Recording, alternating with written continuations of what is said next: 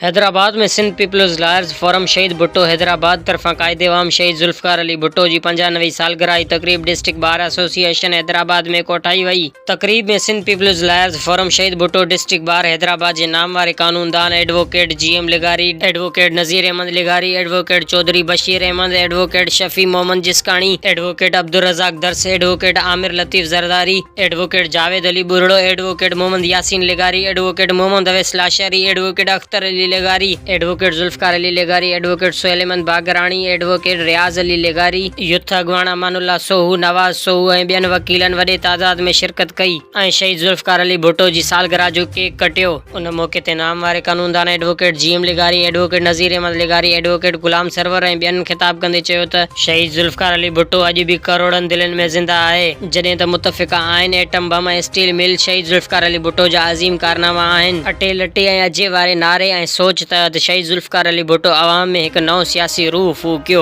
आलमी सतह ते अॼु बि शहीद जुल्फकार अली भुट्टो जी सियासत ऐं शख्सियत जी वाखाण कई वञे थी। असांखे शहीद जुल्फकार अली भुट्टो जी झलक जूनियर जुल्फकार में नज़र अचे थी। इंशाअल्लाह जूनियर जुल्फकार अली भुट्टो पंहिंजे ॾाॾे जे नक्शे कदम ते हलंदे अवामी सियासत कंदो।